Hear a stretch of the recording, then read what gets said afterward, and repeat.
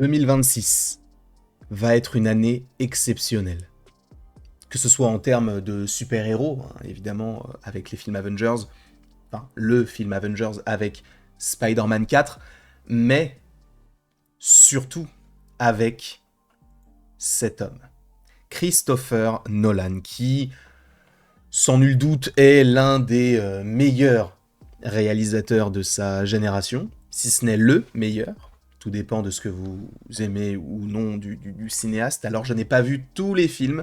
Sachez que d'ici 2025, alors, pas d'ici 2025, mais en tout cas en 2025, il y aura la critique de tous les films de Christopher Nolan sur la chaîne, un par semaine.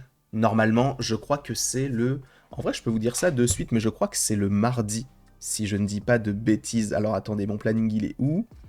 Je ferme ça, attendez 30 secondes. C'est le mardi. Et une fois qu'on aura terminé de critiquer tous les films de Nolan, parce qu'en vérité, il n'en a pas fait énormément, et il y a certains films qu'on avait déjà critiqués, notamment Oppenheimer, on va après partir sur le cinéma d'Andrew Garfield. Mais cet homme-là est un génie.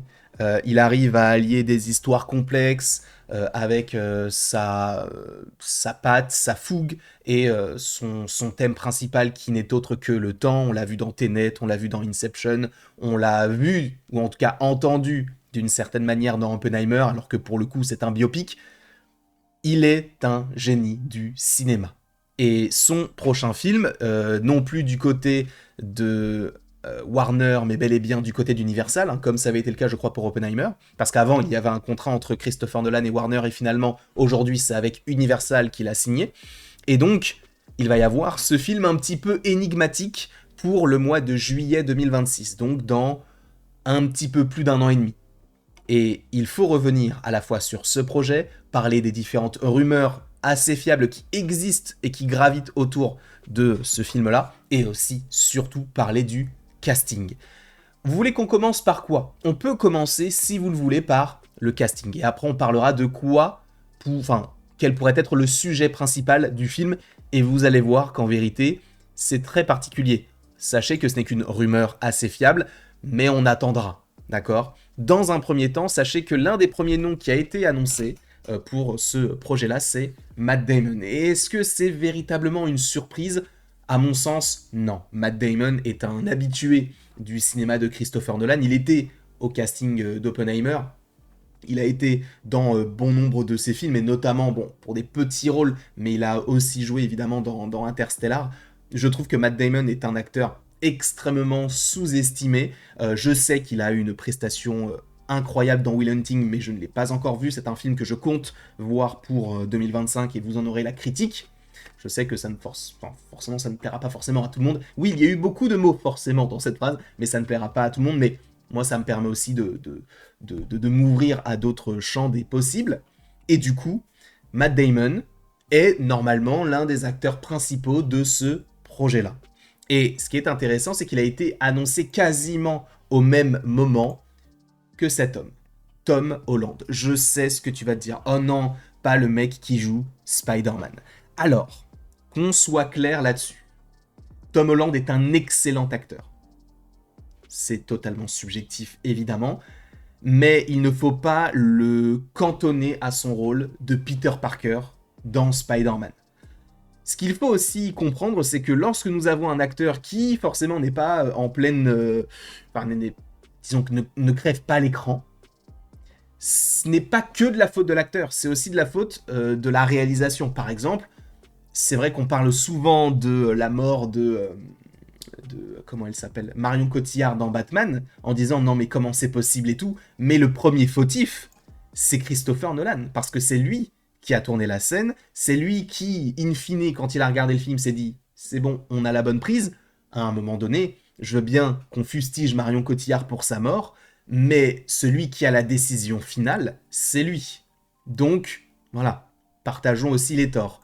C'est pour ça que il faut aussi partager les torts sur la prestation que peut nous donner Tom Holland, les prestations que peuvent nous donner Tom Holland, que peut nous donner Tom Holland. C'est le temps, la conjugaison, est-ce que c'est mon fort? Non, mais en tout cas, il ne faut pas uniquement se focaliser sur ce qu'il fait avec Spider-Man, parce que c'est aussi lié aux différents studios, c'est aussi lié à John Watts, qui a fait une mauvaise direction d'acteur. Ce n'est pas de sa faute, parce que je vous inviterai à regarder 2 projets. Le premier projet, c'est The Devil All the Time, où il est un des acteurs principaux, et il est génial. Un film de Antonio Campos, qui est disponible sur Netflix, qui est sorti, je crois, en 2020. De plus, il joue dans Cherry. Et je ne sais pas si vous avez vu Cherry, je n'ai vu que le début de la série pour l'instant.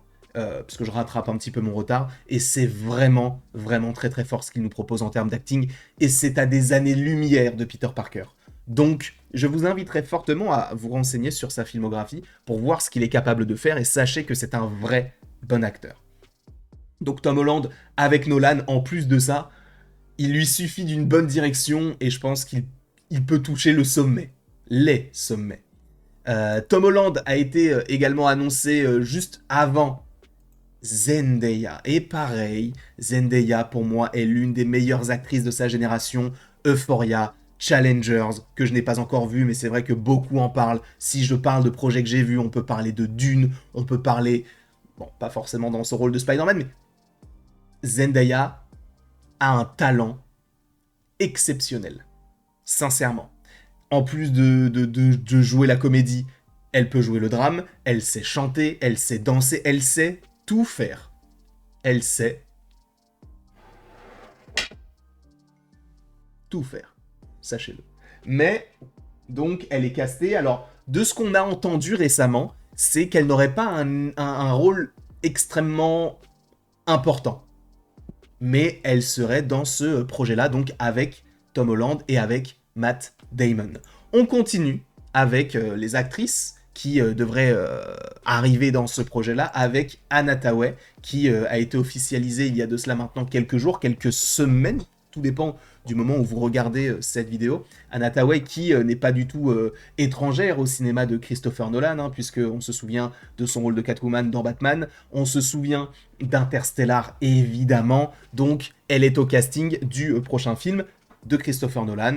Moi, c'est une actrice, encore une fois, que j'aime énormément, qui est extrêmement talentueuse, qui est forte dans tous les films dans lesquels je l'ai vue. Je me suis dit, ah oui, quand même. Quand même. Et c'est exactement la même chose pour cette personne-là. Lupita Nyong'o. Qui, si je ne dis pas de bêtises, a reçu l'Oscar du meilleur second rôle pour 12 Years a Slave. Une actrice exceptionnelle.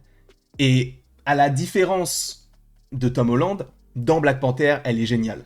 Parce qu'il y a une bonne direction d'acteur, il y a Ryan Coogler qui est derrière.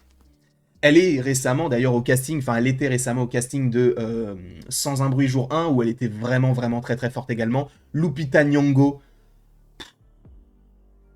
femme incroyable, actrice incroyable, un charisme de fou, je n'ai rien à dire. Bravo Christopher Nolan, tu as fait le bon choix en prenant Lupita Nyong'o. On passe maintenant à quelqu'un qui lui aussi connaît le cinéma de Christopher Nolan, puisqu'il a joué récemment un petit rôle, hein, on va dire un rôle secondaire par rapport à John David Washington. C'est Robert Pattinson qui jouait dans Tenet et qui, lui aussi, devrait être au casting du film de Christopher Nolan. Vous avez vu déjà le roster: Matt Damon, Tom Holland, Zendaya, Anna Thaoué, Lupita Nyong'o, Robert Pattinson.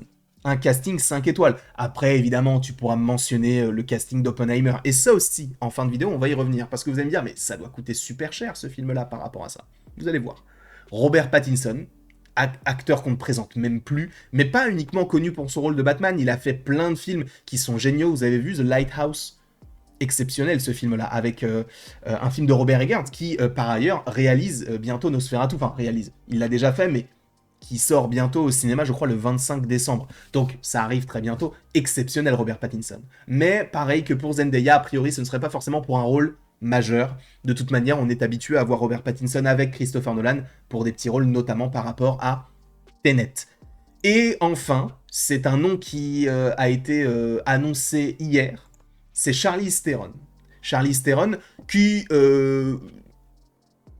est une actrice en fait, qui est un peu disparate. C'est-à-dire que des fois, tu vas la retrouver dans un projet où tu vas te dire « Ah ouais, là, elle est très très forte », et des fois, tu vas la retrouver dans The Old Guard sur Netflix, qui est tout pourri. C'est à double tranchant.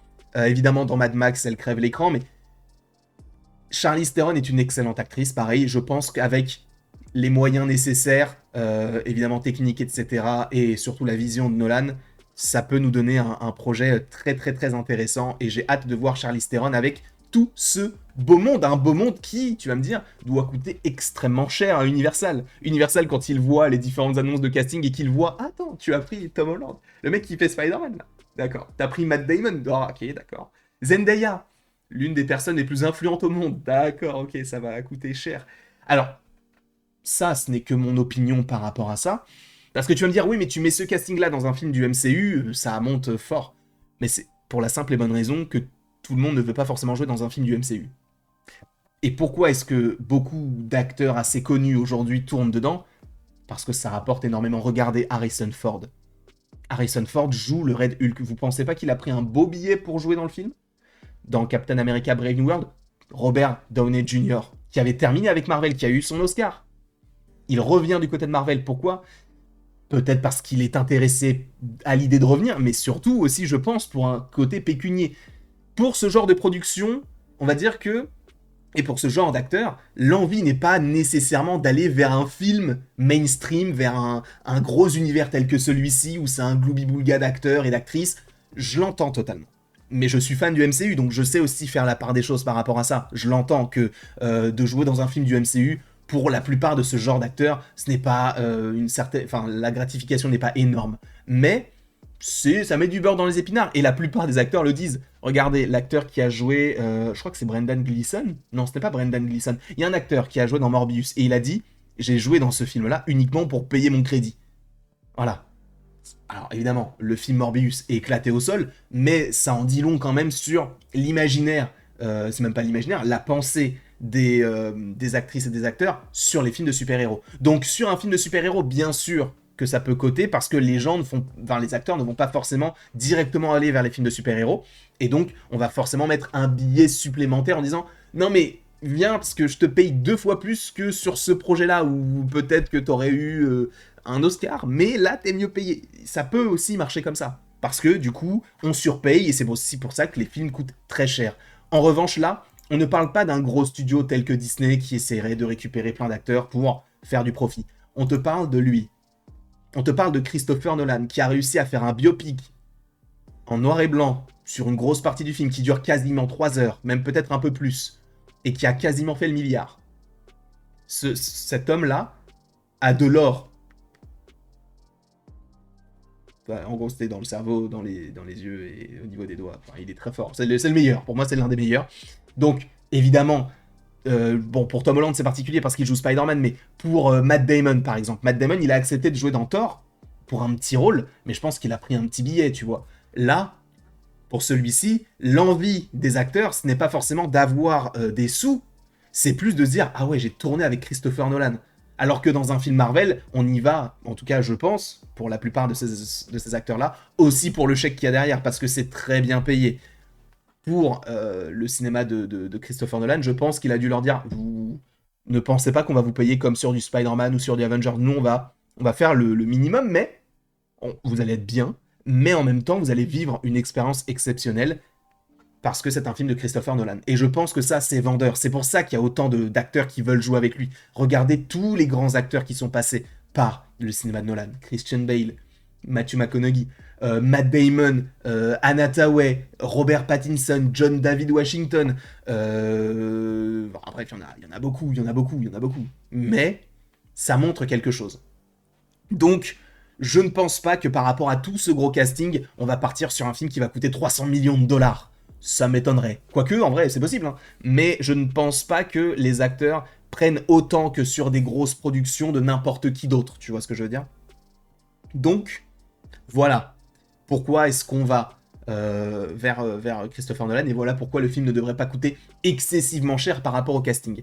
Et surtout, on parle de film, on parle de casting, mais de quoi parle le film? Pour l'instant, on n'en sait rien. Tout ce qu'on sait, c'est qu'on a un casting, qu'on a Christopher Nolan, qu'on a Universal derrière et qu'on a une date en juillet 2026. C'est tout. Mais il y a des choses qui sortent, et après, vous en faites ce que vous voulez. C'est là où c'est peut-être une prise de risque pour Christopher Nolan, qui avait déjà pris un risque avec Oppenheimer.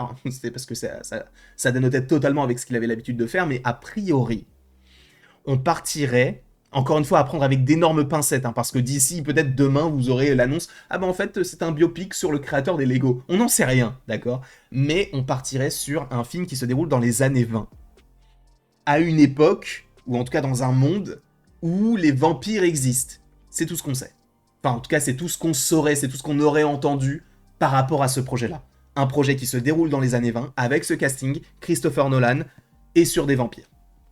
Ça peut paraître bizarre, surtout par rapport à Christopher Nolan, mais attendons. Attendons, peut-être qu'on aura une confirmation d'ici quelques temps. De toute manière, le film va se tourner l'année prochaine pour une sortie en 2026, donc ça paraît crédible. Attendons. Je ne sais pas ce que vous en avez pensé de ce casting-là, de cette histoire-là, et si vous attendez le film, je pense que oui.